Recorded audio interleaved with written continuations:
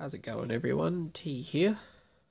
As you can hear, I'm sick today, so what was going to be our first 8th edition game is now a small tutorial on how I built my cavalry. So, as you can see, these is the finished product, what they look like in the end. You might have seen them on one of the battle reports previously. So what you'll need, well, it really depends on what kind of cavalry you want to build. For this, I'll just show you how to do Cadian cavalry. So the first thing you're going to need is torsos. Cadian torsos. So if you don't have any of these spare, you can get them from bits shops, or the best solution is to just buy a command box. You get 5 of them in there, including some nice looking ones for your sergeant. Then of course you need heads. So the heads you decide on depends on what you're going with. This is a head from a tank commander kit, I think. These guys use slouch hat heads from Victoria Minis. And then you need legs. So these legs here are from Victoria Minis. As you can see, they're perfectly designed to fit in with the Cadian theme. So once painted up, they tend to look quite official, as if they were meant to be there all along. Now, you also need horses, which is the hard part. For horses, I used here Outrider Cavaliers. Unfortunately, getting horse bits from these kits is quite difficult here in Australia, so I was forced to buy a full kit from Games Workshop. Now, also in this kit is the Outriders themselves. So, as it turns out, the legs that they come with are in fact fully compatible and fit on perfectly if you wanted a more armoured or archaic themed cavalry. Now the other thing you'll need to get from Vic Minis are these, the Lancers. It's about the only thing that doesn't come in the Outrider kit that you can use. The Outrider kit also has a good variety of pouches and accessories to attach to the horses. So you need to buy one of these. They come in packs of 5. They also have the other arm on them, which you can position to make it look like they're holding their saddle, just like that. Now you might have noticed, especially on this guy I'm focusing on, he doesn't have any shoulder pads, whereas some of the other guys do have shoulder pads. This is completely a design choice. I tried to put 2 shoulder pads on anyone who did end up having a shoulder pad. For example, when you put your special and heavy weapons on, you replace the lance. So instead of having a lance, you have your special weapon. This, since you'll use your Cadian sprues for your weapons, this will always result in you having a shoulder pad. For the other shoulder pad, I just used spare shoulder pads from tank kits, which works perfectly. But if you don't have any of those, you can't find any, Victoria Miniatures does sell these shoulder pads separately, so you can use it to shoulder pad up your whole squad if you wanted to. I opted not to do that, figuring that the idea would be that they're light cavalry, so they generally don't wear shoulder pads. They don't need them, but obviously some of the troops still like to do them. So yeah, that's all the parts we need. So let's look at how we put it all together then. Yes, and the final thing you'll need is black bases, since cavalry in 40k need that base. In the Outriders kit, all you get is the square bases, so you need to purchase these separately. Games Workshop has them separately that you can buy. Sometimes they're sold out of them because they're not a commonly used base, I guess, but they usually have them. Otherwise, you can try bits shops. So, alright, so the first thing we need to do is cut the horse out of the sprue. So, I'll do that. I'll cut these two horse halves out. So, after you've cut your two horse bits out, you need to make sure to cut any excess sprue off, especially from the joints here, because that'll be really noticeable when you glue them together on the other side. But before we glue them together, we need to cut away these rails here, because they'll just look silly going onto the base like that. So I'll do that now. I'll cut away the rails and clean the model up and glue it together. Okay, so he's now glued together. As you can see, I made the decision to cut the little bit that was at the end of that hoof there. Purely a visual thing.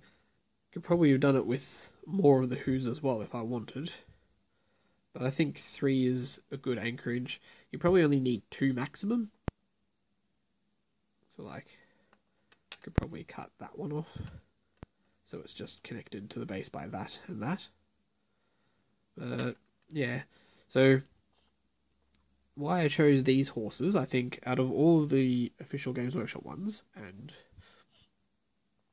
I specifically wanted to use official Games Workshop products so that these would be official tournament legal, because back in the day when I made them, Games Workshop's policies was only Citadel miniatures allowed, non-Lord of the Rings miniatures. And of all the fantasy horses, these ones they're the best suited for light cavalry. They're very simplistic, you know, they've only got this leather strapping, a basic bard and cloth. You know, there's no fancy armour, there's no distinguishing marks that screams out, oh, this clearly belongs to such and such a faction. Not that you couldn't use those if you wanted to have, say, a more heavy cavalry feel. You could probably use other ones. I'd probably recommend staying away from the brand new Chaos horses, however, since I'm not sure how well they would go with the legs, for example. But you could use the dark elf horses if you wanted to make these themed for a Chaos, a Trader Legion themed army. Alright, so now I'm just going to glue this onto here and go to the next step. Alright, so he's glued on there now. You try and center them over the base as much as possible. Now when it comes to equipment for these guys, when I made these ones, Rough Riders only had a lance plus a pistol or close combat weapon. So I figured, well, pistols are probably the most useful thing for them at that stage of the game. So just pistols then, which is why I've got the occasional dude with a pistol in his hand or in a holster. But the new Rough Riders in 8th edition have a pistol and a chainsword. So if you wanted to be more authentic, you could buy some, or grab some spare chainswords. You can buy some from Vic Minis. They come in packs of 5, I believe. And you can just glue them to the side of the barding if you wanted, just so it looks like that they're equipped with what they're actually equipped with. Because they're all equipped with las pistols, I bought these packets of holsters. Zoom in there. So these little pistol holsters, just every single rider is going to have one of these attached to them somewhere, just to represent the fact that each one of them does in fact have a las pistol on them. Right, so now we need to put on the legs. So I've already cut this one out of the sprue and cleaned it up a fair bit. Now these are a hard resin. They're not quite as soft as fine cast. The resin is actually quite good and hard, but it is still a resin, so you'll need to use super glue on it. So we'll just put some super glue in around inside there, and then stick the legs on. So if you dry fit it, you can get a feel for how it'll go on. So you want to make sure when you put it on that it's as level as possible, so that your rider doesn't look like he's like yelping back for joy or something. So I'll glue that on.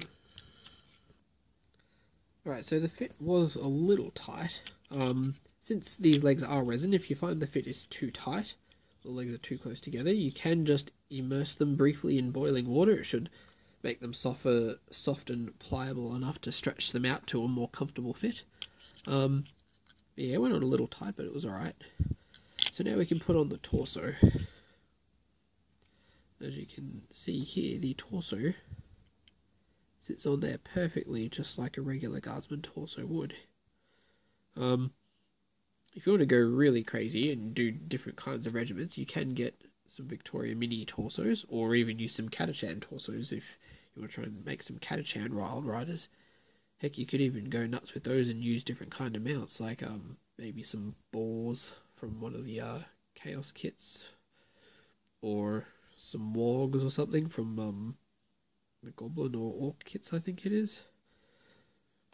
But you got this torso here is a Victoria Minis one. It just came with the stuff that I ordered for a little freebie, I guess. As you can see, it's perfect for cavalry. He's got the straps and he's got his rider's strap on, so you can use that too. But with my regiment, I went with a distinctly Cadian inspired regiment, modified to have the look, feel and appearance of World War One Australian British forces. That's the choice of colours and slouch hats and other little things. So I will be sticking with my Cadian breastplate. I'm going to be slicing this Aquila off and then gluing it on, since my regiment doesn't believe in having shiny bright badges all over the place. Okay, so the torso went on quite well. It was actually really surprising. It pretty much got stuck on straight away. There was barely any need to hold it down. That's actually smooth there, so I'm not sure what's going on there. As you can see, he's ended up in sort of a leaning over position, which is fine. It works with the horse's pose. So next I'm going to put the arms on. So he's going to hold this one up like he's sort of trying to guide the horse around that way, if you know what I mean. If you plan on giving them special weapons, such as plasmas, flamers, grenade launchers, etc., especially for plasmas and two-handed weapons, I highly recommend that you glue the arms on first before putting the torso on, because there is not a lot of room to maneuver in there, and you need to have everything perfectly placed. As you can see with these two, I went with one guy who's holding his plasma out to the side, while his other arm is keeping hand of the reins, while the second guy here is in fact pointing his plasma forward and guiding the weapon with his hands. So you can do them both ways. If you want the weapon facing forward or facing to the side, it still works. Yeah, so let's go trim this excess resin on and clean this bit up and glue it on. Okay, so The arm is glued on now. One thing you'll notice with these arms is that they are a fair bit smaller than regular arms. This is mostly due to the lack of shoulder pads, so make sure when you put the arm on, it is perfectly centered. Don't worry about the little gap at the top there. It might look weird when it's not painted, but once it's fully painted, it'll just look like his sleeve is poking out the top of really thick armor. So I've gone with the arm out like that in the end, because when I had it up, the spear was too close to the horse's face, which would have made it a bitch to paint. So now he's in for this, like, sort of trying to lean the spear around the horse to stab something sort of off his right centre here. So, looks good, very dynamic posing. So now I just got to cut one of these guiding arms off and stick it on the other side. Alright, so again, the this stuff sticks on really well. Like, as soon as you put it on, it's basically stuck in place and becomes like it doesn't slide around or anything, which means you got to be really careful when you put it on. As you can see, you put it on in such a way that it looks like he's reaching down for the reins, and if you get it right from the right angle, it looks like he is holding on to it, which is fine. So, like, if you want to get creative, you can use the other arm here to instead be holding his las pistol or chainsword or whatever you desire. So this arm is purely optional, but the simplest way, if you got the spare bits, do it. If you don't, then yeah, just have him holding the reins like that. Alright, so the next step would be to put the head on. Since my heads haven't arrived in the mail yet, I won't be doing that now, but you know, any Games Workshop or Imperial Guard compatible head can just go on there. I'm probably going to have his head facing that way, so he's looking down at his target. And then we fill it with accessories. So, as I said, the first accessory is this little thing, little pistol holder. So I'm going to attach that to the side. Right, so the phone ran out of space there for a second. So yeah, going to glue this on. I'm just going to strap it up in there so it's hanging from him. Alright, so focus. So there it is, strapped on there.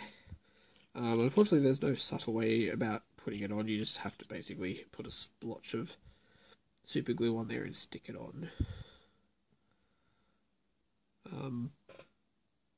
So now we could look into some other accessories. So in this sprue, you get a good number of saddlebags and the like. So I'll probably be giving one of these. There appears to be enough of these, one for each horse, so he'll get one of those. For your commanders and stuff, you've got like these feathers and these, I don't know what that even is. You know, and you've also got these cape things, which, you might be surprised to find can actually, I believe they actually would fit around him, so I'm going to cut one out and see if it fits around him. Okay, so if you want your cavalry to have flowing capes, you can actually cut those off and fit them around them. Unfortunately, it does mean you're stuck with an arm in that specific one position, but you could put like a las gun on the end of it or something, I guess. And you are limited with space on this side, so you won't, for example, that pose there won't be able to be done just because of how much it would clash. But if the arm was rotated further around, it would fit just fine. So there's that option too if you want to have extremely fancy ones. So I'll just cut off those bits now and stick them on and we'll see what it looks like. Alright, so you've got a lot of options when it comes to where to place things and what to place. You can really go nuts with it if you want. Or, like some of the examples here, you can be really light on and carry almost nothing. So as you can see, this guy I can focus. There we go. So I gave him a sword, because all Rough Riders have a close combat weapon. Well, by the rules they have a chain sword, but I doubt it really matters. The point is they've got a close combat weapon that gives them an extra attack. And then I've put that backpack there. I've put the large bedroll thing on the dude's back. If you do choose to get chainsaws or something, you can mount them on the back instead. And then on the other side, I scrounged up some more pouches. I do believe those are from Space Marine kits. And of course, grenades, because all Rough Riders have grenades. So the idea with this stuff is that you want it to hang off the leather mount, the leather straps, since that's what they're there for. You know, alternatively, I could have put that bedroll just flat on the back there, back of the horse, but I thought it looked pretty good going up underneath him there like that. And so that's it. That's, aside from the head fully mounted. That's the other thing. In that kit, the heads that they come with are actually really good and